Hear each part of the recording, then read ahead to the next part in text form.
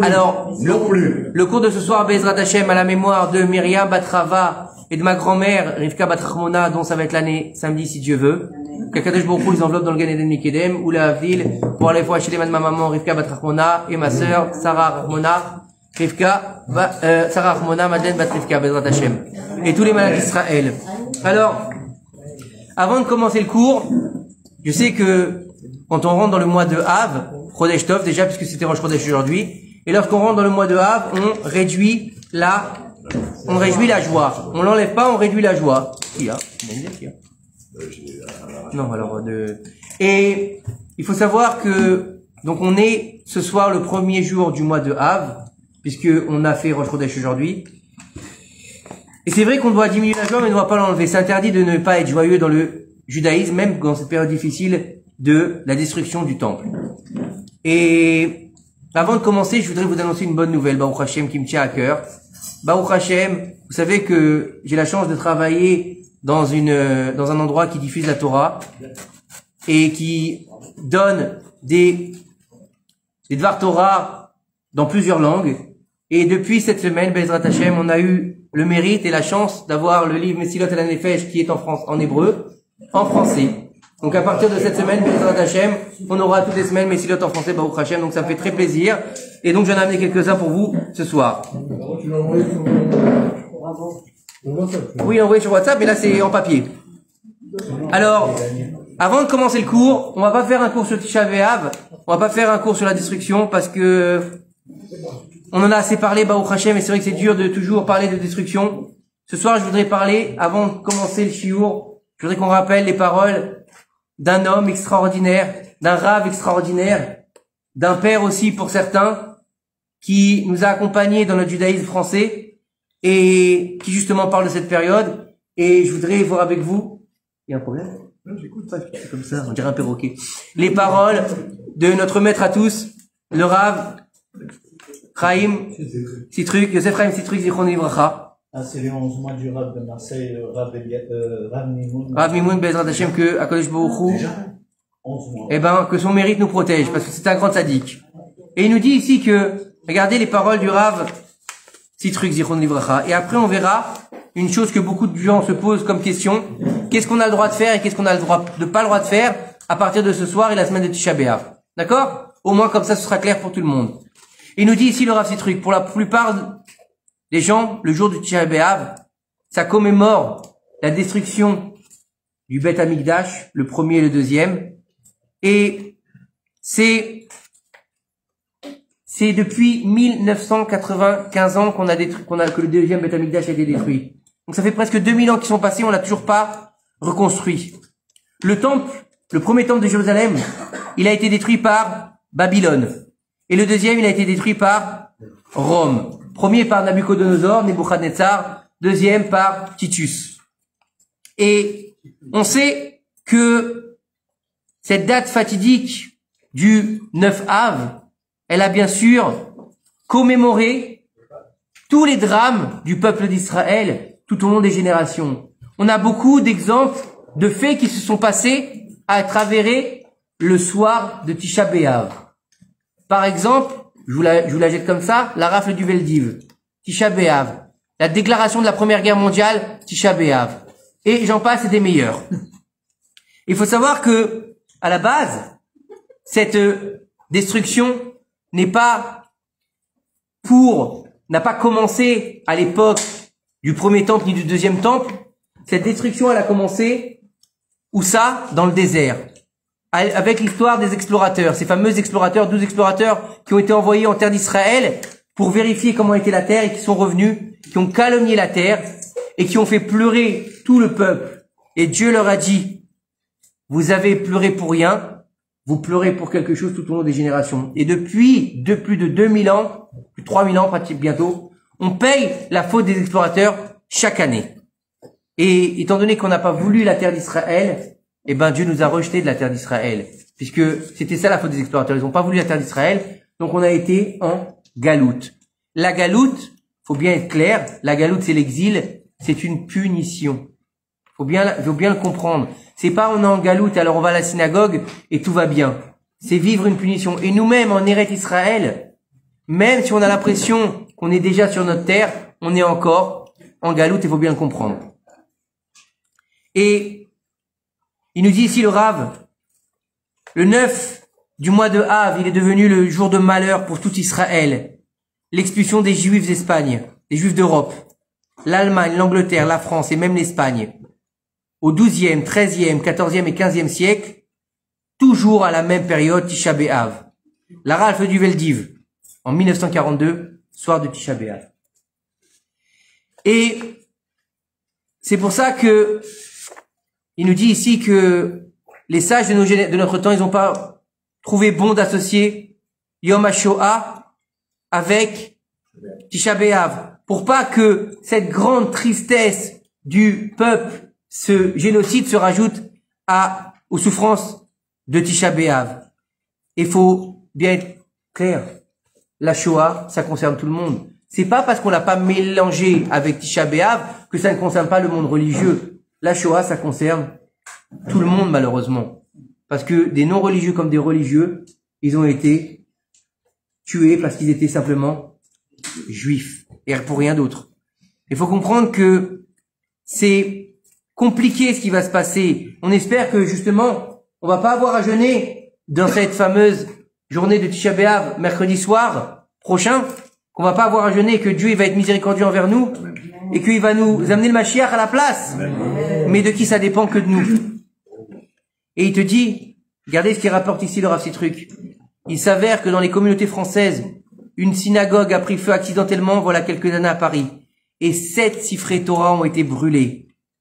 Et c'est exactement le même jour, près de 800 ans plus tôt, que 23 charrettes contenant les parchemins du Talmud avaient été brûlées sur la place de Grève à Paris. On en avait parlé, il me semble, au cours de samedi, non? Oui, on en avait parlé un vendredi soir. On avait parlé un vendredi soir. Sous l'ordre de Louis IX. Parashat Rukat, on a parlé de la Parashat Rukat. Et c'est des dates, en fait, voilà ce que nous dit le Rav Sitruk, Zichron Livra. C'est des dates qui sont marquées au fer rouge pour le peuple d'Israël. C'est des dates qui sont compliquées. C'est pas des dates simples. Faut pas penser parce qu'aujourd'hui on est en Eretz Israël et que, ça y est, on vit sur notre terre, ça doit pas avoir d'incidence et le 9 Av c'est une journée comme les autres. Non. Faut prendre la mesure des choses, c'est un jour d'introspection. Et c'est-à-dire que il faut comprendre que c'est une journée de deuil et de pleurs nationale. Et ça doit tous nous concerner, même si on a du mal à comprendre comment pleurer sur un temple qui a été détruit il y a plus de 2000 ans. Et il faut rappeler aussi quelque chose, c'est que la tradition orale nous annonce que Mashiach, il va naître justement l'après-midi du 9 Av. Donc, le Rav il nous dit, il faut pas oublier une chose, celui qui s'est endeuillé pour Jérusalem sera joyeux pour Jérusalem. Et ça, c'est très important. Et il nous dit ici, je sais qu'il est difficile de jeûner le 9 Av, avec toutes les privations qui y sont associées. On va les voir après, les 5 interdits comme à Yom Kippour. Et il nous dit surtout, c'est l'été. Et l'été, c'est la saison qui est la plus chaude. C'est la saison au niveau de l'heure qui est la plus longue. Donc le jeûne est plus long et il est plus difficile. Et il dit justement, parce que c'est l'été, parce que c'est plus long, on va plus souffrir. Et plus on va souffrir et plus on va prendre conscience justement de plus on souffrira pour Jérusalem, plus on méritera de voir sa joie reconstruite très bientôt. Amen, Kine Ratzon. C'est les paroles du Rav Sitruk. Pour moi, c'est pas des paroles de deuil, c'est des paroles d'encouragement. Pour nous faire comprendre que justement, ça nous incombe qu'à nous de reconstruire le Beth Amikdash. Puisque comme on l'a expliqué, celui qui n'a pas vu le Beth Amikdash reconstruit dans sa génération, c'est comme si qu'il avait détruit. Mais le secret pour reconstruire, c'est l'amour gratuit. Le deuxième temple a été détruit par la haine gratuite. La solution, c'est se donner la main et enfin de faire l'amour gratuit, Bezrat Hashem. Il faut savoir que beaucoup de personnes se posent la question, qu'est-ce qu'on a le droit de faire, qu'est-ce qu'on n'a pas le droit de faire? Qu'est-ce qu'on peut faire pendant ces 3 semaines? Alors on a passé la période du 17 Tammuz jusqu'à Rosh Chodesh Av, puisqu'aujourd'hui c'était Rosh Chodesh Av. Une journée extrêmement compliquée, parce que c'est d'un côté c'est Rosh Chodesh, de l'autre côté c'est le mois de Av. Alors il y en a qui disent qu'il faut pas se réjouir, d'autres qu'il faut se réjouir, on mange de la viande, on mange pas de viande. C'était un grand débat. Il y a plusieurs avis, on rentre pas là-dedans puisque Rosh Chodesh est terminé. Il faut savoir qu'aujourd'hui c'était la Iloula de Aaron à Cohen. Le seul pour qui il est marqué la date de sa mort dans la Torah. C'est le seul. Même Moshe Rabbeinu, si la Torah orale ne vient pas nous expliquer quand est-ce qu'il est mort, on sait pas. Alors que Aaron, c'est marqué qu'il est mort le premier du mois de Av. C'est marqué dans la Torah. Et pourquoi Aaron? Parce que Aaron, c'est Oef Shalom et Rodef Shalom. C'est celui qui aime la paix, qui recherche la paix. Et justement, lorsque tu vas médire contre quelqu'un, lorsque tu vas faire du Lachon Hara, c'est que tu l'aimes pas. Et le médicament de cette période de Av, c'est qui? C'est Aaron, c'est le Shalom. Lorsqu'on fait le Shalom, qu'est-ce qu'il dit? Ose Shalom bimromav, ou Yaase Shalom, allez-nous. Lorsque entre nous on fait le Shalom, Dieu il va faire le Shalom avec nous. Et si Dieu il fait le Shalom avec nous, le Shalom il est sur la terre entière. Avec les nations du monde. Donc comprenez que tout ça dépend de qui? De nous. De nous. Amen. Et c'était aussi la Iloula cette semaine de Rashi Akadosh, le saint Rashi, qui était le plus grand commentateur de la Torah, du Talmud, et qui nous a laissé des trésors, et qui a donné naissance. Rashi, il faut savoir que c'était un géant en Torah qui a amené une nouvelle façon de découvrir les textes de la Torah par quelques mots, quelques phrases. Et il a eu 3 filles qui étaient d'un niveau extraordinaire en Torah. Il n'a pas eu de garçon. Mais il a eu le mérite de donner comme mari à ses filles des Talmidei Chachamim qui vont devenir ceux qu'on va appeler les Baalei Tosfot. Notamment son petit-fils et ses petits-enfants seront des géants en Torah. Son petit-fils, ce sera celui qu'on appelle Rabbeinu Tam. Celui qui a décidé que c'était une autre façon de faire les tefilines, contrairement à Rashi. Et à tel point que Rashi était grand en Torah, Dieu il a dit le jour de sa mort, tous les enfants d'Israël suivront la halakha selon ce que tu as dit toi. Et c'est pour ça qu'on met tous les tefilines de Rashi. Voilà. De Rabbeinu Tam, il y en a qui les mettent pas et c'est pas grave. La bracha c'est que sur Rashi. Alors, de Rosh Chodesh Av jusqu'à Pré Tisha B'Av, il y a des lois à respecter. Il y a des lois qui sont compliquées. On rentre dans une période très compliquée. Mais il faut différencier 2 choses. La période de Rosh Chodesh Av jusqu'à la semaine où tombe Tisha B'Av, celle qu'on appelle Shavua Shechal Bo, d'accord? La semaine de Tisha B'Av même, qui va commencer quand? Motzai Shabbat. Donc jusque là, on n'est pas encore dans cette semaine. Donc les lois sont différentes. Très peu de choses. Est-ce qu'on peut se laver le corps à l'eau chaude pendant cette semaine? Oui. À partir de samedi soir, qu'à l'eau froide. Quoi? Se laver à l'eau chaude. On va rester sur les Sfaradim, d'accord? Je pense qu'il y a des Ashkenaz, alors on va aller pour les Ashkenaz. Bon. Alors, se laver le corps à l'eau chaude. Se laver le corps à l'eau chaude. De Rosh Chodesh Av jusqu'à la semaine de Tisha B'Av, permis pour les Sfaradim mais pas pour les Ashkenazim. Interdit la semaine de Tisha B'Av aussi bien pour les Sfaradim que pour les Ashkenazim. D'accord? Se laver tout le corps à l'eau froide. Il est permis pour les Sfaradim, donc la semaine avant Tisha B'Av. Il est permis pendant la semaine de Tisha B'Av. Et pour les Ashkenazim, ils se permettent pas de se laver même à l'eau froide tout le corps. C'est-à-dire aux gants. Pour recommencer, j'ai pas compris. En partie, la semaine de Tisha B'Av. Se couper les cheveux et se raser. Alors, pour les Sfaradim, il est permis de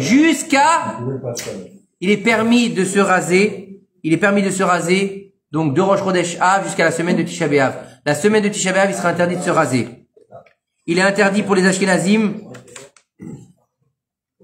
Il est interdit aussi, dans cette période-là, pour les Ashkenazim de se raser la barbe. De se couper les cheveux et de se raser, donc on a dit. Interdit pour les Ashkenazim, permis pour les Sfaradim jusqu'à la semaine de Tisha B'Av. Se couper les ongles. Permis pendant cette semaine et permis pendant la semaine de Tisha B'Av. Pour les Sfaradim, pour les Ashkenazim, interdit pendant la semaine de Tisha B'Av. Manger de la viande et boire du vin. Interdit à partir de ce soir. Sauf Shabbat. Motzai Shabbat, il est interdit de manger les restes de Shabbat. Oui. Si. À moins que tu fasses la Seuda Shlichit. Et que tu la Révi, tu manges pas. Non, que pour les enfants. Non, que pour les enfants. Et pour la Havdalah, il sera permis de boire le vin de la Havdalah. Puisque c'est Shaliach les Shabbat. D'accord? Les machines à laver. J'arrive. Non, pardon. Il y a tout le tableau de Torah Box. Laver les vêtements ou porter des vêtements propres. Alors cette semaine, c'est permis. Pour les Ashkenazim, c'est interdit. La semaine de Tisha B'Av, c'est interdit. Alors comment on fait? On met pas des habits sales. On va pas mettre des habits qui sentent mauvais. On prend ces habits, on va les mettre un peu avant, une petite demi-heure, 1 heure, et après on les met de côté. On les plie pas. Comme ça, le fait de mettre des habits propres, c'est-à-dire des habits qui soient repassés et bien rangés. Donc on essaie de préparer ces affaires avant. Bien sûr, si on a besoin, écoutez-moi, si on a besoin pour les enfants en bas âge de sous-vêtements ou de t-shirts de corps, ou même pour nous dans les endroits comme en Israël où il fait chaud, et qu'on n'a pas ce qu'il faut, on aura le droit de laver. Par contre, on n'aura pas le droit de faire des machines pour un jean alors qu'on en a 4 dans l'armoire, pour une chemise alors qu'on en a encore 10. Pendant la semaine de Tisha B'Av. Non, cette semaine on a le droit. Cette semaine on a le droit. On a le droit cette semaine. Laver les vêtements ou porter des vêtements propres, on a le droit cette semaine. On n'aura pas le droit la semaine de Tisha B'Av. Les Ashkenazim, ils n'ont pas le droit. Repasser. On va dire après Shabbat. Oui, si on en a pas assez, on a. On met pas des propres. Non, on met des propres, on met des propres. On met des propres. On met des propres. On met des propres. Tout ce qui est... On n'a pas besoin de préparer. Non, tout ce qui est sous-vêtements, on met des propres. On parle de repasser. Voilà. On parle pas d'habits extérieurs, on parle des habits extérieurs, on parle des habits mechoubad, on parle pas des chaussettes, on parle pas des caleçons, on est bien d'accord. Vous êtes avec moi? Les enfants en bas âge, Il y a aucun problème. Bah oui, le bébé, elle a pas de quoi mettre, tu vas pas lui mettre, non. Tu vas lui mettre ça. T'inquiète pas, tu lui mettras la grenouillère. Vous êtes avec moi? Repasser. Repasser, il est permis cette semaine de repasser, sauf pour les Ashkenazim. Ta femme elle est sfarade? Ouais. Bon bah c'est bon, elle peut repasser. La semaine de Tisha B'Av, on n'a pas le droit de repasser. On n'a pas le droit de repasser la semaine prochaine. Cette semaine, on a le droit. Il y en a qui s'arrangent. Chanter sans instrument. Il sera permis de Rosh Chodesh Av et même même la semaine de Tisha B'Av. Sans instrument. On parle d'a cappella. A cappella. Je viens bien de dire sans instrument. On aura le droit même la semaine de Tisha B'Av. Écouter de la musique enregistrée, il est interdit depuis le 17 Tammuz jusqu'à la fin du jeûne. Le soir de Tisha B'Av, quand on arrive dans le 10 Av, on aura le droit de mettre la musique. Par contre, pour la viande, pour les Sfaradim, on attendra le 10 Av, donc le lendemain du jeûne, à midi. À 11h à peu près. Après 11h, on aura le droit de manger de la viande. De toute façon, c'est vendredi. En plus. on a le droit aux musiques de Kodesh. Non. Que a cappella. Que a cappella. Que la voix. sans musique. Sans instrument. Il y a un téléphone. Le téléphone, s'il vous plaît. Si on peut être en silence, ce serait cool. Ouais, mais là, tu vas déranger tout le monde. On continue. Achat pour un mariage qui aura lieu après le 9 Av. Il sera interdit, sauf s'il y a un risque que le prix augmente. D'accord? S'il y a un risque que le prix augmente, on pourra être méquet si on a vraiment besoin d'organiser un mariage. Mais en général, quand on doit organiser un mariage, on s'y prend pas une semaine avant. Acheter des nouveaux vêtements ou des chaussures ou aller à la mer, à la piscine. D'accord? Acheter des nouveaux vêtements ou des chaussures ou aller à la mer ou à la piscine. De Rosh Chodesh Av jusqu'à Tisha B'Av, il vaut mieux se l'interdire. Il vaut mieux. C'est pas interdit, étant donné, écoutez-moi, si chacun me pose une question en même temps, je pourrais pas répondre. Étant donné qu'on est dans une période de difficulté, on est dans une période tragique, on est dans une période de deuil, une période à risque. Évitons se mettre en danger. Donc quand tu vas à la mer, ça peut être dangereux. Maintenant tu veux prendre un bain, il n'y a pas de problème. Ah ouais? On parle pas. Encore, messieurs. Je vais mettre de bougies. encore une fois, on parle pas de commodité pour être propre. Quelqu'un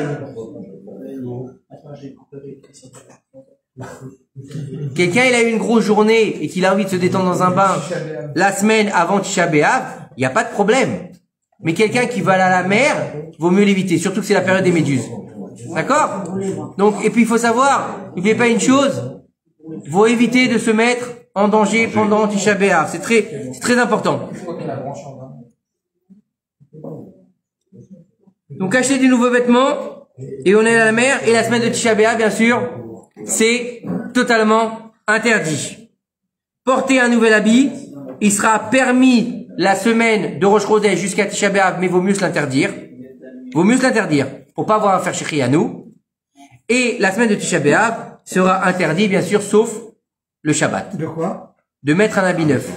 Maintenant, le Shabbat, bien sûr, n'oubliez pas une chose. Le Shabbat, il n'y a pas de deuil à avoir. Donc le Shabbat, on mange de la viande, on boit du vin, on mange du poulet si on veut, la viande, et on se réjouit. On peut chanter les mises-morts de Shabbat, on peut être heureux, ce n'est pas un problème, vous comprenez? Et ça, c'est très important. Le Shabbat, il n'y a pas de loi de deuil, d'accord? Donc, on est avec Shabbat, on kiffe notre Shabbat. Donc, est-ce que tout est clair par rapport à Tisha B'Av? Les 5 interdits de Tisha B'Av sont les mêmes qu'à Yom Kippour. Il est interdit de boire, il est interdit de manger, il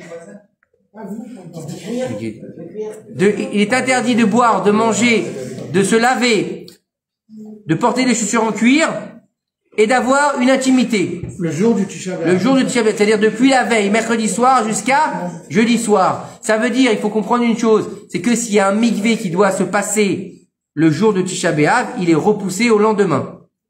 D'accord? Et même dans le cas où la femme est permise, il est interdit clairement d'être de se l'autoriser. Même s'il n'y a aucun interdit, c'est interdit le soir de Tisha B'Av et bien sûr tout au long de la journée. C'est très important, c'est exactement comme Yom Kippour. Il y a 2 jeûnes qui ont les mêmes interdits, c'est Yom Kippour et Tisha B'Av. Hein? On a le droit de fumer en Tisha B'Av? Si, alors, moi il vaut mieux fumer en cachette. Voilà. Se brosser les dents, on n'a pas le droit. On n'a pas le droit. Allumer la télé, les trucs électriques. Parfum, il est interdit, c'est comme, ah oui, il est interdit de se parfumer aussi. Non, mais les trucs électriques et des trucs comme ça. Oui, tu peux allumer, il n'y a aucun problème. Ça va, tout le monde s'en va là ou quoi? On dort par terre. Alors, au niveau du sommeil, vaut mieux éviter de dormir correctement. Alors pour après, ça c'est pour certaines personnes, d'accord, c'est un certain niveau. Par exemple, il y a certaines personnes qui mettent une pierre sous leur oreiller. Quelqu'un qui dort avec 2 coussins, il dormira avec un coussin. Quelqu'un qui a l'habitude de dormir sur un gros matelas, il essaiera de prendre un petit matelas ou bien le canapé. Bekitsour, essayez de ressentir le deuil des Tisha B'Av. La Seudat Mafseket, la Seuda qu'on fait avant le jeûne, c'est un seul tafshil, c'est-à-dire que on va pas manger 2 choses. Mais par exemple, si on mange une ratatouille, c'est que des légumes. Donc ça s'appelle un tafshil, ça s'appelle pas 2. Voilà, c'est qu'un seul truc. OK? Il faut pas manger 2 choses. Pas de salade, Non, on n'a pas d'accompagnement, pas de salade, on essaie de faire un minimum. Et bien sûr, on mange pas en zimoun. On fait pas zimoun et on mange par terre, on met pas même le sol, on met un petit coussin sous ses fesses ou bien une tapette. D'accord? Très important. Ça va aller? Je peux vous laisser si vous voulez. Hein? Le soir de la veille, juste avant l'entrée de Tisha B'Av. Et bien sûr, les chaussures, c'est comme un Kippour, pas de chaussures en cuir, d'accord? C'est un jour où on va réciter les keynotes. C'est un jour où c'est vrai des fois on comprend pas comment est-ce qu'on peut s'attrister sur un temple qui a été détruit il y a plus de 2000 ans. Mais écoutez-moi bien. C'est compliqué de se dire, ah, mais comment on fait, qu'est-ce qu'il en est? C'est qu'une baraque qui a brûlé. Non. Malheureusement, ça revient aujourd'hui. Dis-leur s'ils peuvent aller dans une chambre, parce que c'est ça, et ça résonne dans le couloir, malheureusement. Malheureusement, ça revient aujourd'hui. Écoutez-moi. Merci. Écoutez-moi. De prendre le deuil sur un temple qui a été détruit il y a 2000 ans, c'est vrai que c'est difficile. C'est vrai que c'est compliqué. Se dire, en 2023 de la vulgaire, comment est-ce que tu veux que je prenne conscience de cette histoire-là? J'ai déjà du mal à être triste pour certaines choses qui me concernent. Comment être triste pour une bâtisse? Et nos sages nous disent, n'essaye pas forcément d'être triste sur le temple. Essaie d'être triste pour Dieu. Parce que toi, Dieu bénisse, t'as une maison, t'as un lit, t'as une cuisine, tu manges à ta faim, t'as une table au Hachem. Mais Dieu, lui, ça fait 2000 ans qu'il est en exil. Ça fait 2000 ans qu'il n'a pas de maison. Ça fait 2000 ans qu'il est en galoute. Donc essaie un peu de te mettre à la place de Dieu et de comprendre.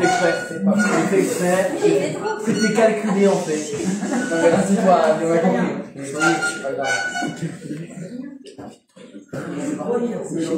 Chaque parole qu'on dit, c'est les Nunishmat. Donc, à la mémoire de ta grand-mère. Donc, laissez-moi avancer. Sinon, on va avoir du mal ce soir. Ça va pas super Alors, d'avoir un peu conscience que Dieu, parce que je pense qu'ici tout le monde croit en Dieu et tout le monde aime Dieu, au moins un petit peu. Ou si on l'aime pas, si on lui en veut, c'est justement parce qu'on l'aime. Et pourquoi? Parce que si on n'aime pas, on est indifférent. Et de comprendre que, au moins de se dire, si lui il est en galoute, au moins moi que je prenne un peu du deuil de l'exil d'Akadosh Baruch Hu. Voilà, ça c'était pour Tisha B'Av. Maintenant, vous savez que Tisha B'Av est le seul mois qui est coupé en deux. C'est-à-dire que c'est pas un mois qui est double. Le seul mois qui est double, c'est le mois de Hadar. Mais le mois qui est coupé en deux, c'est le mois de Av. Le mois de Av. Pourquoi le mois de Av, il est coupé en deux? Le Yanouka, il nous dit, et le Yanouka, ça fait Rabbi Shlomo Bahari, je crois. Il y en a qui disent que c'est le Mashiach. Écoutez-moi. Il dit que c'est le seul qui est coupé en deux. Pourquoi c'est le seul qui est coupé en deux? Parce que il est moitié djinn et moitié rachamim. Il est moitié rigueur, il est moitié miséricorde. Pourquoi? Parce que la moitié du mois jusqu'au 10, jusqu'au 11 plutôt, jusqu'au 10, c'est quoi? C'est, on est dans les 3 semaines, on est dans Rosh Chodesh Av, on est dans les instructions des temples. Et à partir du 15, on est dans la reconstruction avec Tou B'Av, la fête de l'amour, la fête des rencontres, la fête des Shidduchim. Et donc on est dans une reconstruction. Et comment est-ce qu'on voit ça dans le nom de Av? Av, ça s'écrit Aleph Bet. Et en hébreu, ça se dit papa. C'est le mois qui va être le père des mois. Pourquoi? Parce que c'est le mois du Mashiach, qui va être le roi d'Israël, si Dieu veut. De nos jours, amen. Et il faut comprendre que il est composé de 2 lettres. Et lorsque Akadosh Baruch Hu, il a créé le monde, il a fait passer devant lui les 22 les 22 lettres, merci, c'est gentil, il y en a qui me connaissent, qui savent que j'ai des problèmes avec les maths. Il va faire passer devant lui les 22 lettres de l'alphabet. Et il va commencer par la dernière. Et à chaque fois, il va trouver quelque chose qui va disqualifier la lettre. Jusqu'à arriver à la lettre bête. La lettre bête, il va dire, toi, je vais t'utiliser pour créer mon monde. Il va dire pourquoi? Parce que toi, tu es la première lettre du mot Baruch. Et je voudrais que mon monde y soit béni. Donc je vais créer mon monde par bête. Par la bénédiction. Et le mois de Av, la deuxième des lettres, c'est la lettre de Baruch. Mais la première des lettres, c'est le Aleph. Le Aleph, c'est la première moitié du mois. Et le Aleph, c'est la première lettre du mot Arour. Malédiction. Et donc, en fait, de comprendre que d'un côté, il est Arour, de l'autre côté, il est Baruch ce mois. Donc, c'est un mois de malédiction et de bénédiction. C'est un mois, en fait, où on a une compilation de deuil et de reconstruction. C'est un mois, en fait, où on renaît de nos cendres. C'est pour ça que on l'appelle pas simplement le mois de Av, on l'appelle le mois de Menachem Av. Et Menachem Av, c'est quoi? Menachem, c'est la consolation.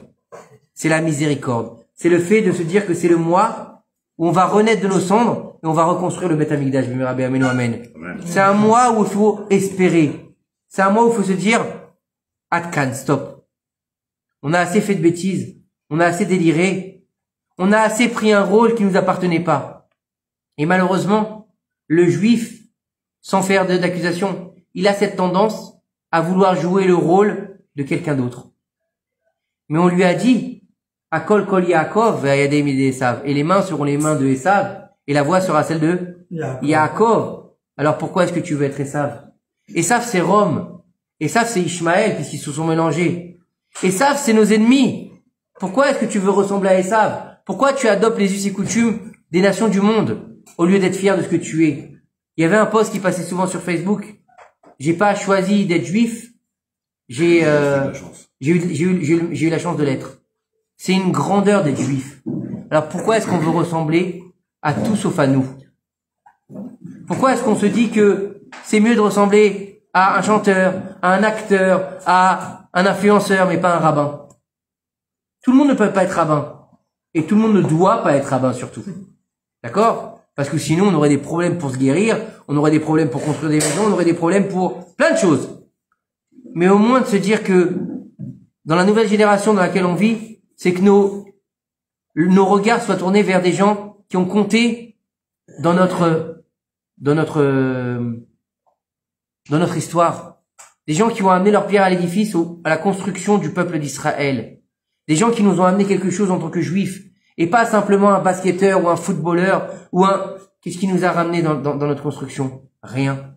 Peut-être du rêve, du virtuel, de l'esbrouf. Mais qu'est-ce qui nous amène au jour le jour? Alors que nos pères, nos rabbanim, des gens comme ceux qui sont tombés dans la Shoah, c'est des gens qui ont donné leur vie pour qu'on soit là ce soir, aujourd'hui, devant cette belle table et faire honneur à cette belle Séouda.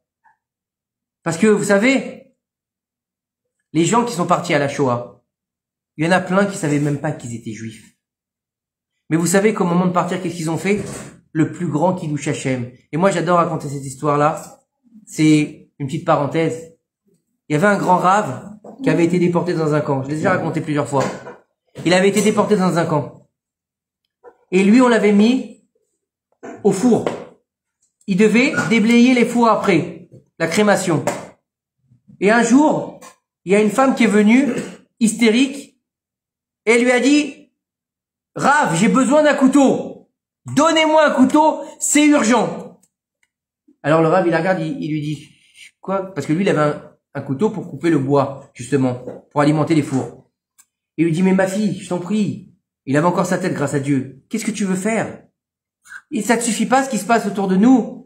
On ne sait pas quand est-ce qu'on va être terminé, et toi, tu vas en terminer avant avec la vie. Au moins, garde ce temps que tu as, Dieu il t'a donné, c'est un précieux temps, garde-le. On sait pas, 5 minutes, 10 minutes, 1 an, on sait pas, peut-être que tu vas t'en sortir. N'utilise pas de couteau, je t'en prie. Et là, elle est hystérique, je veux un couteau, je veux un couteau, je veux un couteau. Et à un moment, qui c'est qui passe? Un Allemand. Il les voit, il entend la situation, et il dit, qu'est-ce qu'elle veut celle-là? Et là, elle lui dit, je veux un couteau. L'Allemand trop content, il dit, tiens, un couteau, c'est bien. Elle va se mutiler toute seule, je n'ai même pas besoin de me salir les mains. Il a sorti son couteau, et il lui a dit, tiens, ma fille, voilà, fais-toi plaisir. Le Rav, il était outré, il savait pas quoi faire, il voulait empêcher, mais il risquait de se prendre une balle dans la tête. Et là, au moment où elle a reçu le couteau, alors l'Allemand, il était en train de jubiler avec un grand sourire, il pensait qu'elle allait se suicider.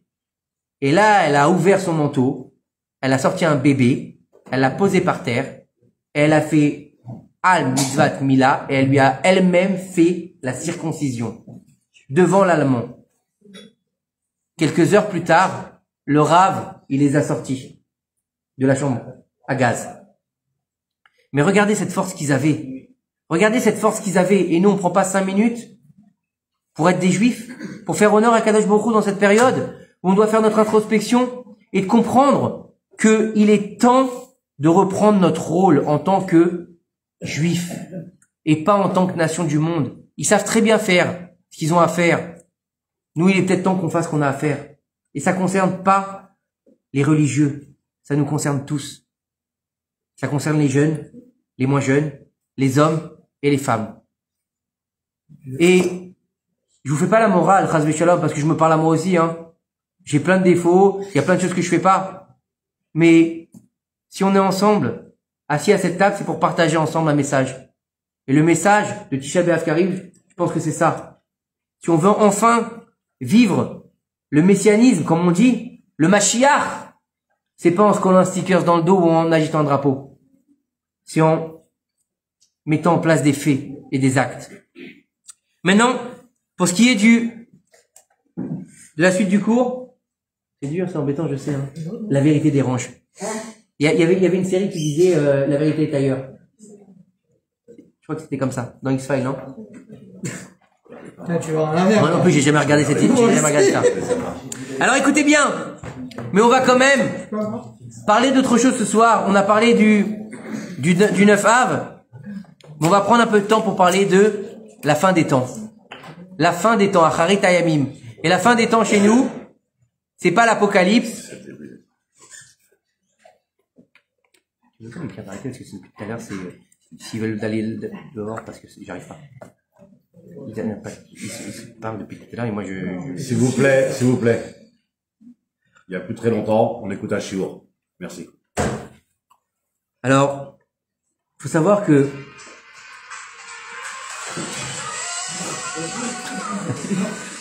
On avait demandé les téléphones en silencieux. C'est dur, hein? Ah bah tiens, dans tous les sens ça sonne. On avait demandé les téléphones sous silencieux et l'autre qui sonne. Non, je veux pas décrocher. T'as bien fait parler. Mais j'avais pas sur moi, désolé. Allez, on continue? On continue ou pas? Vous savez que on parle tous du Mashiach, de la fin des temps, de comment ça va se passer après. Alors la fin des temps, chez les non-juifs, c'est quoi? Ça s'appelle l'apocalypse. C'est le monde il va exploser, c'est la fin du monde. Il faut trouver des solutions. Non, chez nous c'est pas ça.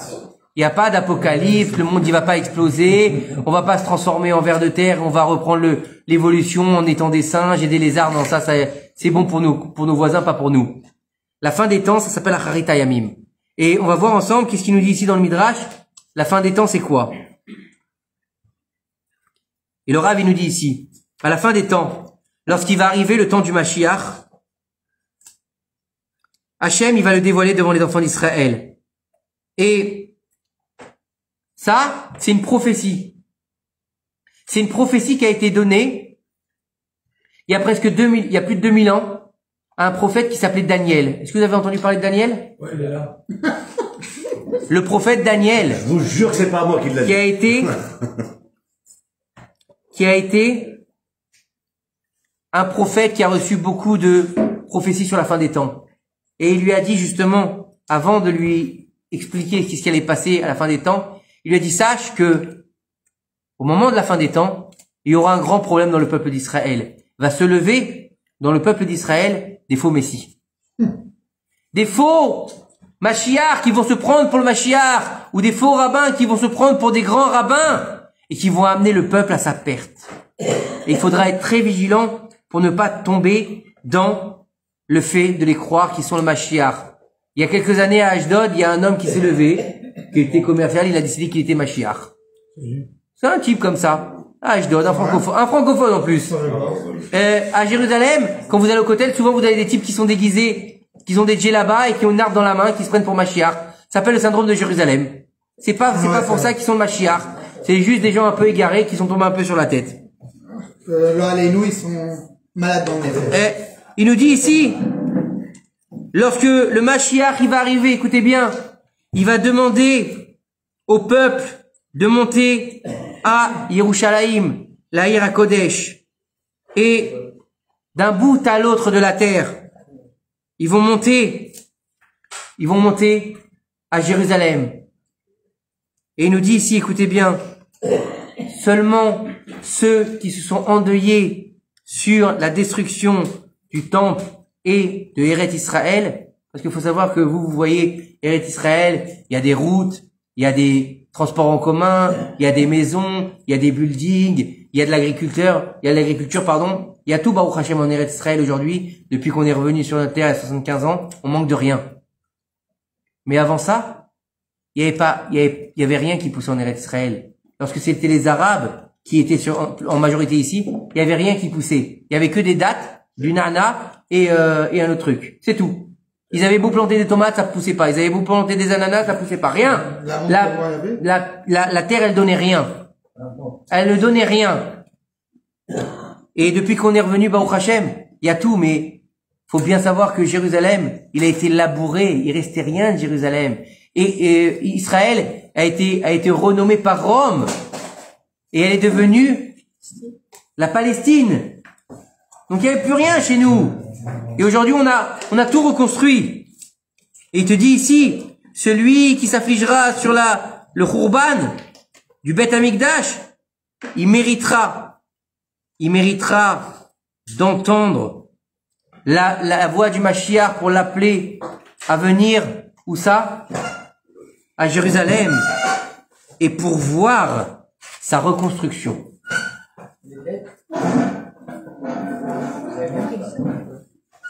3000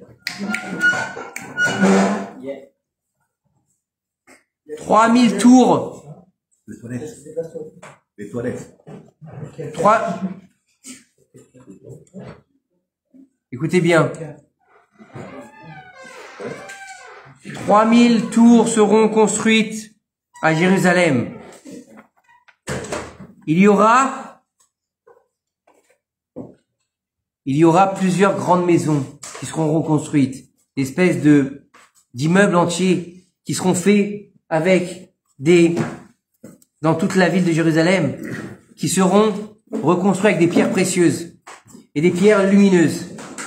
Et après que la ville, elle soit reconstruite et qu'elle soit dans toute sa splendeur, c'est dur.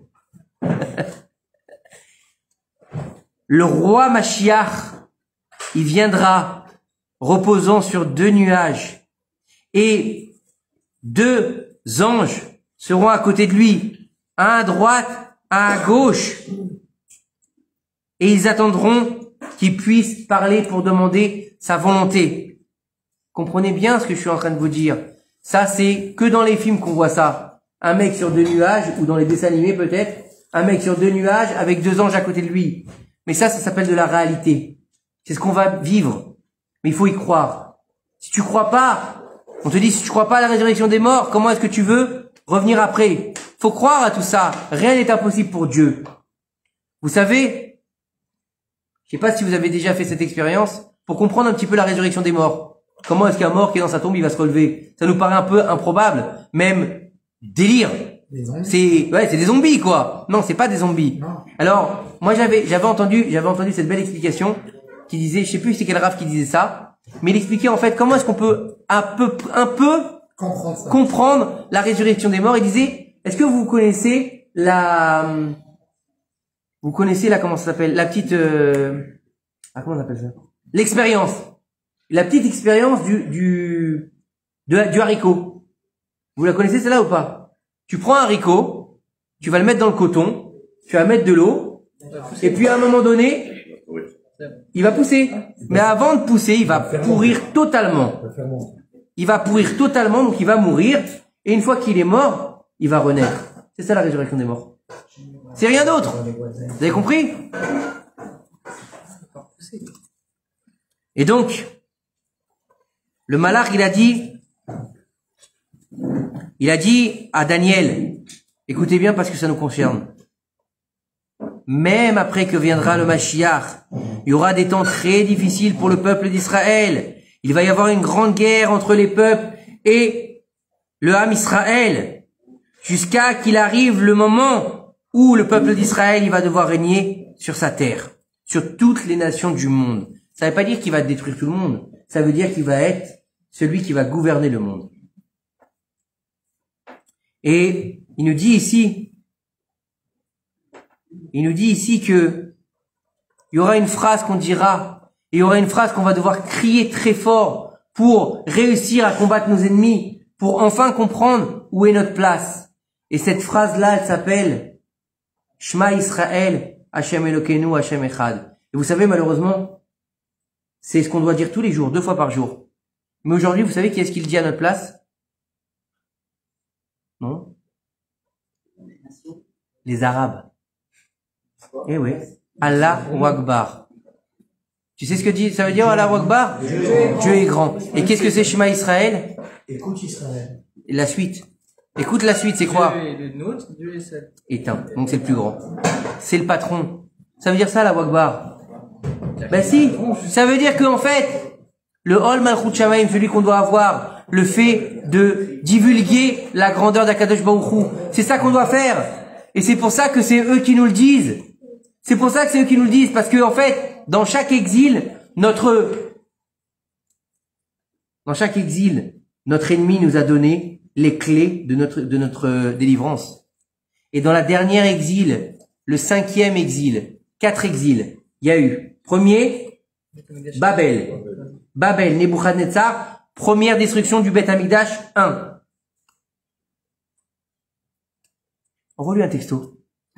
Parce que je t'entends, hein, et je suis désolé, mais j'entends tout et ça me dérange. Mais là, j'ai Dieu béni, j'ai des oreilles, donc ou sinon parler dans la chambre ou dehors, mais comprenez que c'est pas évident, s'il vous plaît. Premier Beth Amikdash qui a été détruit par Babel. Et on a été exilé pendant 70 ans en Babylonie. Toute l'histoire de qui? Mordechai et Esther. Ça s'est passé quand? Entre les deux temples. Entre les deux temples. Non, d'abord on est en Babel. Après c'est la Perse. La Perse avec Achashverosh, avec Haman. Deuxième Galoute.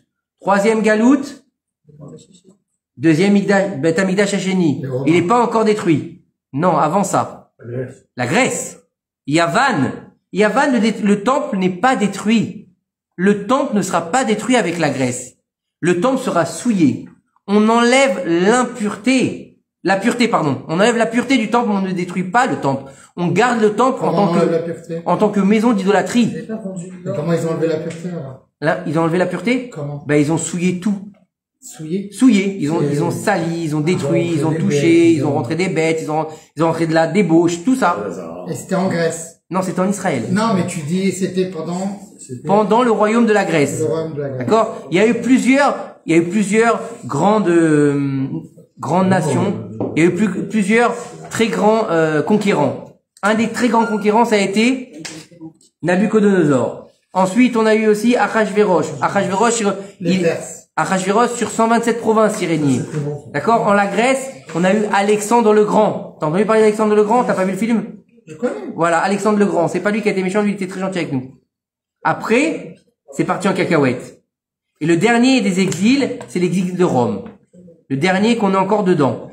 Mais dans cette fameuse révélation à Daniel, il y a aussi, sur cette fameuse machine qu'il a rêvée, l'ange, la dernière exil qui est sur l'exil de Rome, qui s'appelle l'exil de Ishmaël. C'est la petite corne qui crie tout le temps. Dieu est grand, Dieu est grand, Dieu est grand, c'est nous, les enfants d'Israël, pas vous. Et ça, c'est incrusté dans l'exil de qui? De Édom. Édom et Ishmaël, c'est les mêmes. Pourquoi? Parce que Esav, à la fin de sa vie, il était épousé la fille d'Ishmaël. La fille de son frère. Son oncle. Donc, c'est les mêmes. Alors, il nous dit ici, lorsque les enfants d'Israël, vous êtes avec moi? Ça va? Tout va bien? Lorsque les enfants d'Israël, ils vont enfin comprendre la grandeur de Dieu, ils vont enfin crier Shema Israël, Hashem Elokeinu, Hashem Echad, avec l'aide d'Hachem, ils vont détruire tous leurs ennemis et ils vont prendre tous leurs trésors et tous les ustensiles du Beth Amikdash, ils vont les récupérer en retour d'une main puissante et ils vont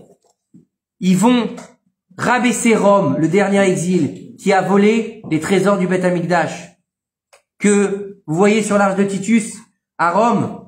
On voit une fresque qui a été gravée justement en l'honneur de l'exil des Juifs, en disant que ils ont pris, là-bas on voit qu'il y a des hommes qui portent une menorah. Une menorah, vous l'avez vu? Alors, il y en a qui disent que c'était la menorah, il y en a qui disent que c'était pas la menorah. Il y en a qui disent que c'était une réplique, on n'en sait rien. Il y en a qui disent qu'il y a des rabbins qui l'ont vu dans les caves de Rome. Je sais pas, j'ai jamais été là-bas. Comment? J'ai pas été dans les caves. Je sais que je me souviens plus de ce rave qui a été voir les caves du Vatican. Quand il est rentré, il a vu la Hanouki, la menorah, il en est devenu aveugle. Il en est devenu aveugle. Qu'est-ce qu'il est devenu aveugle? Il est devenu aveugle. Il a perdu les yeux. Parce qu'il a vu la menorah. Exact. Et donc, ils vont nous rendre tout ce qu'ils nous ont volé, tout le butin qu'ils ont pris à la destruction du deuxième temple, ils nous le rendront. Mais il faut savoir une chose, c'est que, n'oubliez pas une chose, c'est que l'arche sainte, l'arche d'alliance, le Aaron à Kodesh, il n'est pas chez les Romains. Puisque dans le deuxième temple, il n'y avait pas de Aaron à Kodesh. Dans le deuxième temple, il manquait plusieurs choses. Une, c'était l'arche d'alliance, l'arche sainte, où il y avait à l'intérieur les tables de la loi qui ont été brisées, les deuxièmes tables de la loi, le rouleau de Torah de Moshe Rabbeinu et le bocal de manne. Donc ça, c'était dans le Aaron. Et celui-là, il n'est jamais tombé aux mains de nos ennemis. Alors, il y a des théories farfelues qui disent qu'il est caché sous une montagne, sous la montagne du Saint-Sépulcre, sous le truc de Jésus. Faut arrêter le délire, hein. Ou sinon, on l'aurait retrouvé depuis longtemps. Il est où alors? Jésus, je sais pas. Non, c'est Si on savait. On sait pas où si il on est. savait, bah, on te le dirait. Je sais pas. Lui aussi, je sais pas où il est. Il est peut-être encore accroché. Voilà. Pour l'instant, il est Non, mais si, pourquoi ils l'ont pas mis dans le Beth Amikdash? Qui, Jésus? Non, le Aaron. Mais on sait pas où Mais il est. elle a disparu. Au premier temps, elle a disparu. Il y en a qui disent, moi j'avais entendu une théorie qui avait dit, comment? Qui a été absorbée par la terre elle-même, que Shlomo HaMelech, il avait fait un système, que s'il y avait une attaque du Beth Amikdash, parce que Shlomo HaMelech était très très intelligent, c'était le plus sage de tous les hommes, et qu'il avait en fait un système, que sous le Aaron HaKodesh, s'il devait y avoir un problème, une sorte de trappe d'éboulement qui faisait tomber le Aaron HaKodesh pour qu'il soit jamais pris et qu'il serait caché. Alors bon, le problème qu'il y a, c'est qu'aujourd'hui avec les satellites qu'on a et avec les GPS qu'on a, on verrait si c'était enfermé. Mais bon, comme c'est plus divin qu'humain, donc c'est peut-être pour ça qu'on le voit pas. Après, j'en sais rien. La vérité, je sais pas. Indiana Jones, il va Voilà, Indiana Jones, il a trouvé. Alors, il nous dit,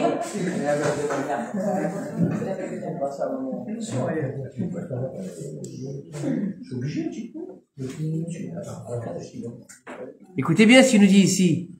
Il nous dit le dernier peuple qui va se lever contre les enfants d'Israël avant la Géoula finale, ce sera les Arabes.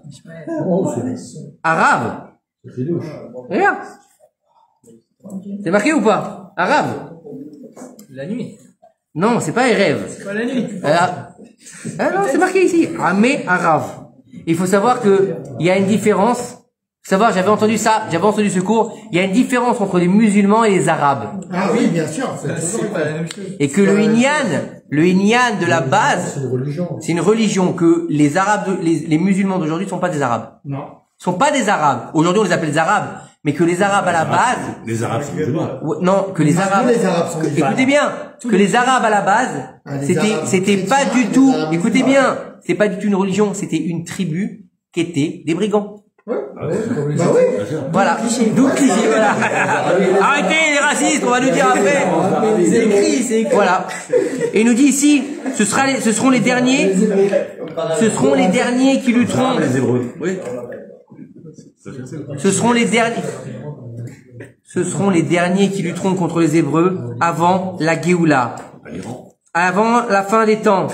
Ils vont se lever, ces fameux Arabes, devant le peuple d'Israël. Le roi d'Arabe, il ira vers voir les enfants d'Israël. Il leur proposera de l'or et de l'argent, des belles pierres précieuses, pour les acheter. Il voudra les soudoyer. Écoutez bien ce qu'il nous dit. Dubaï. Ils voudront nous soudoyer avec leur argent. Allez à Dubaï. Mais écoutez Allez bien tous ce à qu'il dit Dubaï. ici. Écoutez bien ce qu'il dit le Rav ici. C'est pas de moi. Il dit qu'à la fin des temps, les Arabes ils viendront soudoyer les Juifs pour reconstruire leur pays. Ça vous rappelle rien? Les accords d'Abraham. Allez tous à Dubaï. Et Bienvenue. ils n'accepteront pas. Ils n'accepteront pas. Bienvenue à Dubaï. On vous donnera pas la terre. Vous ne prendrez jamais ce qui nous appartient. Nous serons capables de vous prouver que c'est bien notre terre et qu'elle nous appartient. Et c'est maintenant qu'on va se lever pour pouvoir enfin faire des sacrifices à Kadosh Baruch Hu et qu'il les recevra. Et vous savez comment on va vérifier? Venez-vous faire un korban. Et si à Kadosh Baruch Hu il reçoit votre korban, on vous donnera la terre. Ça prouvera qu'elle ne nous appartient pas. Mais si à Kadosh Baruch Hu il se met pas devant votre korban, quittez tout de suite cette terre et croyez en notre Dieu. Mais vous vous rendez compte? Mais c'est des choses qu'on est en train de vivre. Peut-être pas au niveau du korban, Peut-être pas au niveau de prendre un sacrifice et de l'amener comment dire, sur l'autel. Mais regardez tout ce qui se passe dans tous les accords qui se passent aujourd'hui avec le monde arabe. C'est ce qu'ils sont en train de faire. On paye pour aider Israël, on paye pour avoir une place en Israël, on paye pour aller visiter Israël. Mais vous croyez que c'est pour faire quoi? Non, pas forcément. Pas forcément. Eux, ils ont pas besoin de faire des attentats. Ils sont en train de faire la manière douce. Les évangélistes. On vient, non, je parle pas des, mais non, mais oh là, vous confondez tout, vous. Il me parle des évangélistes. Moi, je parle des arabes, lui, il me parle des évangélistes. Les arabes, Dans ils 5 payent. minutes, tu vas nous parler de Bouddha, celui-là. Depuis quand les arabes ils payent? Depuis quand? Mais tu les as vus à Dubaï?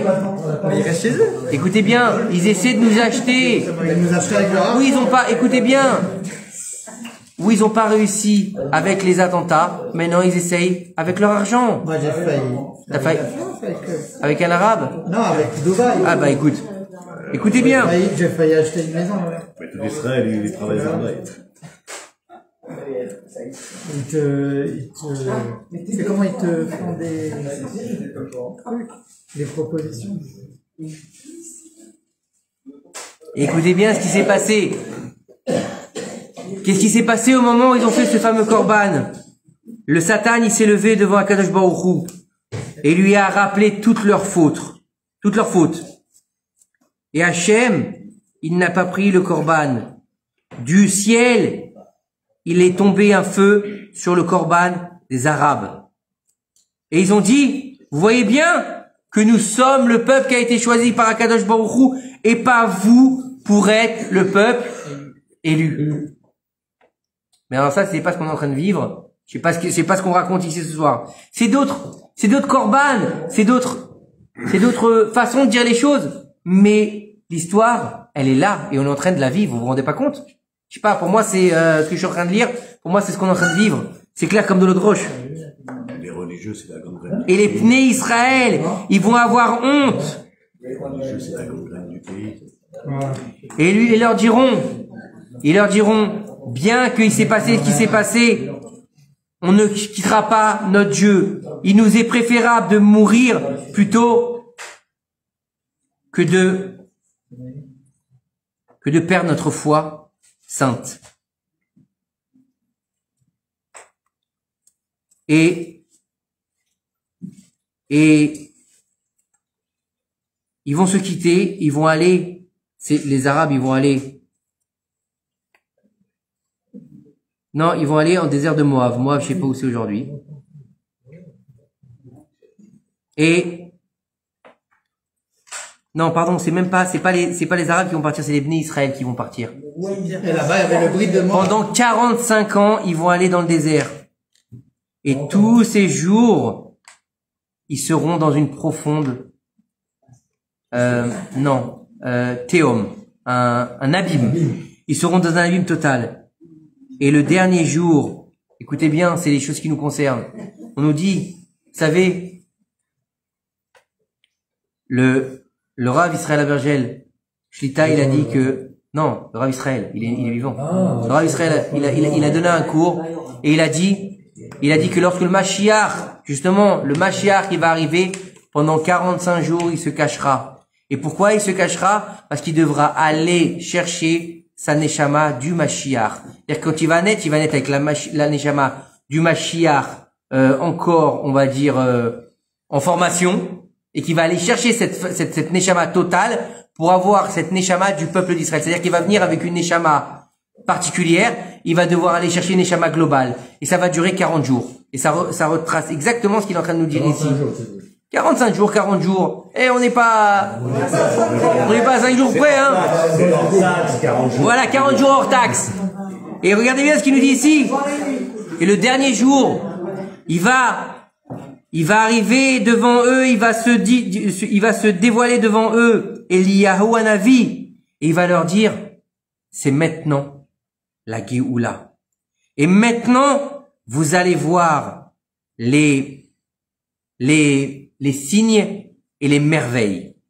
Et je vous assure que vous verrez et que vous croirez que c'est Akadosh Baruch Hu qui les a envoyés. Et cette fois, ce sera la Géoula, Amitit et Shlema. Ce sera enfin le moment de la délivrance, la véritable délivrance et la délivrance finale.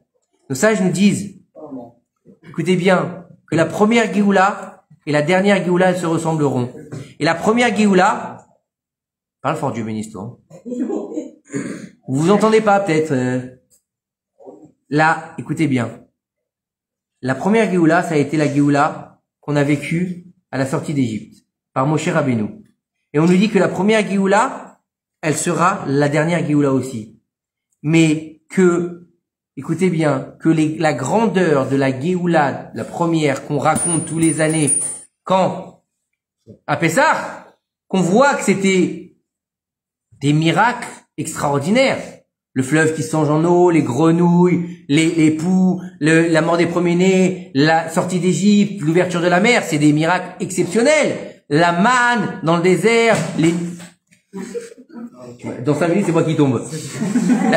La nuée de gloire. Dieu c'est compliqué d'être concentré ce soir avec vous. Dieu bénisse, hein. Putain, t'es poli. C'est les jeunes. Ah, Dieu bénisse. Que Dieu, il y a pas grand chose à recoiffer. Que Dieu les bénisse. Vous dire amen, c'est pas grave. Amen. Et qu'ils fassent tous tes chouvas. Amen. Et qu'on fasse tous tes chouvas d'ailleurs. Amen. Et écoutez bien ce que nous disent nos sages. Quand vous allez regarder le récit de la sortie d'Égypte, ou vous allez regarder le film, c'est énorme. C'est énorme, je veux dire, c'est extraordinaire. Tu l'as vu le film ou pas? Lequel? On a plusieurs. Les commandements. C'est 10 commandements. Le Star Wars. Star Wars. Non plus, bon laisse tomber alors. Prince d'Égypte, quand même. Bon, écoutez bien. Pourtant, c'est des miracles exceptionnels. Et vous savez ce que nous disent nos sages? Nos sages nous disent que les miracles qui ont eu lieu à la sortie d'Égypte seront comme la flamme d'une allumette à côté des miracles que nous vivrons à la fin des temps. Donc imaginez la grandeur des miracles que nous allons vivre. Par contre, il va falloir s'accrocher. Parce qu'avant ça, ça va être difficile. Parce qu'avant ça, ça va être la période de l'accouchement du Mashiach. Et vous savez, pour mesdames qui sont là, le moment le plus difficile de l'accouchement, c'est quand? Juste au moment où? Ah, vous savez pas vérifier des femmes, vous? Comment tu sais, toi? On peut y poser des questions à des femmes? Pourquoi, t'as déjà assisté à l'accouchement, toi? Eh non, il est bon, lui, il me dit, le sang, les trucs, les machins, on dirait qu'il a déjà... franchement, vas-y, va assister, tu vas tomber dans les pommes. Ouais, tu aurais vu ma femme. Non, vas-y. Hein? Ils sont marrants, moi j'adore, hein, ils sont drôles, les jeunes, hein, aujourd'hui. Ils savent tout, hein? Ils savent tout. C'est TikTok. Ils ont une gastro, ils sont cloués au lit pendant 6 jours et à l'accouchement. Allez, on continue. Laissez-moi finir, on a bientôt fini si Dieu veut. Écoutez bien. C'est la période de l'accouchement du Mashiach. Et le moment le plus difficile, c'est le moment où justement la naissance elle doit avoir lieu. Le moment où le bébé il se présente. C'est à ce moment-là que les contractions elles sont les plus dures, les plus fortes. Où elle t'insulte, où elle te tire les cheveux. Ah oui. Voilà, t'as compris maintenant. Ça se voit qu'on a eu 6. Si vous m'avez tué, hein, passé derrière moi. Pourquoi tu étais à la lumière? Écoutez bien. Donc, cette période-là, elle sera extrêmement dure pour nous. C'est une période où la Gemara, elle nous dit, super. Putain, jour, nuit, bravo, Jacouille. On va y arriver ce soir. Écoutez-moi. Dans la Gemara, ils nous disent que la fin des temps, ce sera la période la plus dure du peuple d'Israël. Que les Tanaïm, les géants en Torah, qui étaient capables de faire la résurrection des morts, ils disaient de notre génération, on préfère mourir et ne pas y vivre. On préfère crever. Hein? Crever, d'accord? Je veux pas vivre ça, c'est horrible, ça va être terrifiant. Il y aura marqué, les enfants, d'accord, seront chutzpah, tous deviendra cher, que la belle-fille se lèvera devant la belle-mère, le beau-fils contre le beau-père, quoi? Je vais pas parler de toi, moi. Il me tourne la tête tout de suite. Que tout sera cher, qu'il y aura toute à profusion et qu'on n'aura même plus la possibilité de les payer. Alors regardez ce qu'on vit aujourd'hui. Et c'est pas qu'en Israël, c'est partout dans le monde. Qu'il y aura plus de tête pour diriger le monde. Et que tous les dirigeants du monde seront des mégalos. Pas des mégalos. Donne-lui un dictionnaire. C'est pas ce qu'on rigole. Non, Tu sais pas ce que c'est un mégalo? Alors, comment elle a dit ça en Christ? Bon, je vous expliquerai après. Mégalomane. Mégalo, c'est... Oui. Égocentrique, voilà, merci. Égocentrique, merci maître Capello. Ce matin, on est là, dit. Écoutez bien. A cappella, exactement.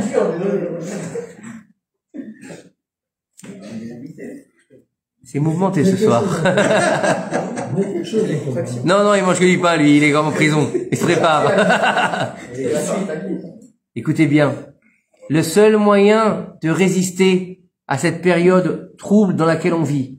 Regardez bien combien de temps ça fait qu'on n'a pas de gouvernement correct en Eretz Israël. Combien de temps? On a un gouvernement. Mais quel correct, gouvernement c'est parce qu'on a des anarchistes. stable? Il y a rien de stable depuis des années. Il n'y a pas de gouvernement. On est sur un tapis volant. Regardez en France ce qui s'est passé il y a quelques jours. Regardez ce qui s'est passé il y a quelques jours en France avec l'histoire du policier. C'est l'anarchie. C'est l'anarchie. D'accord? Regardez partout dans le monde. C'est l'anarchie. Regarde les températures. Les températures, bah ouais, vous savez pourquoi il fait chaud? Parce que le Guéhinam, il est en train de se rapprocher de nous. Qu'est-ce que vous croyez? Eh, mais c'est vrai, hein? On m'a dit que c'était parce que c'était l'été.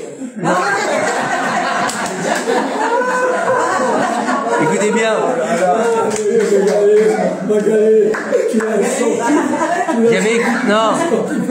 J'avais écouté un cours il y a très longtemps, et il disait qu'à la fin des temps, le feu du Guéhinam voudra dévorer la terre. Le monde sera tellement pourri. Le monde sera tellement pourri que le feu du Guéhinam, il voudra brûler la terre. Ah, tu nous déprimes. Mais non, sois pas déprimé. On dort pas ce soir. Tu dormiras avec le Mazgal, il fera moins chaud. Je vais mettre 2012, le film 2012 ce soir.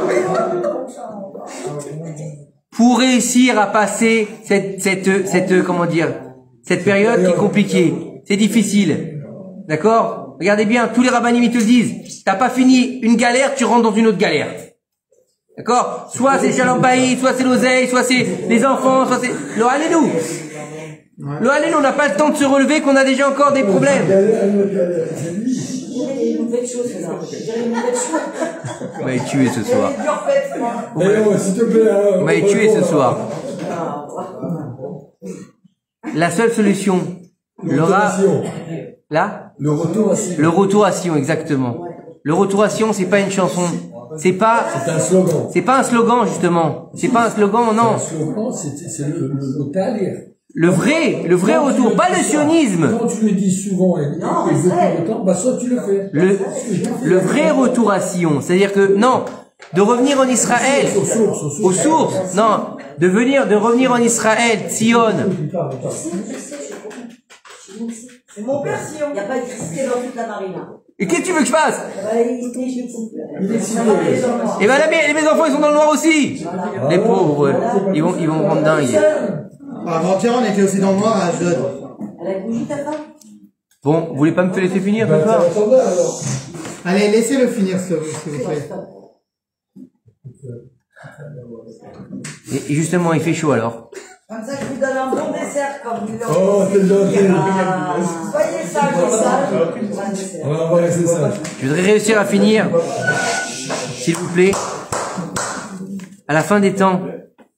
Eliyahu Hanavi, celui qui va annoncer la délivrance finale, le Mashiach, celui qu'on dit est Eliyahu Hanavi Zachor Letov, de mémoire bénie, qui va nous amener le moment du Mashiach.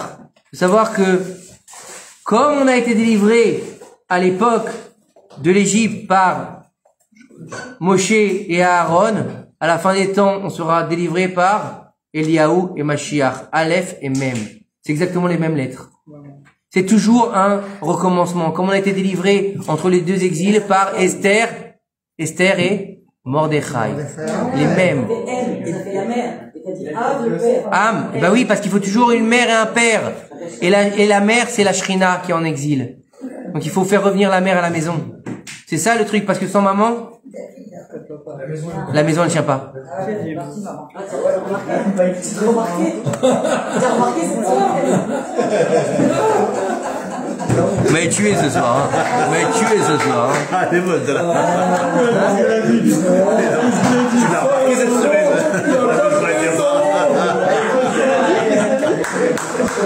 Sa femme, elle est pas là.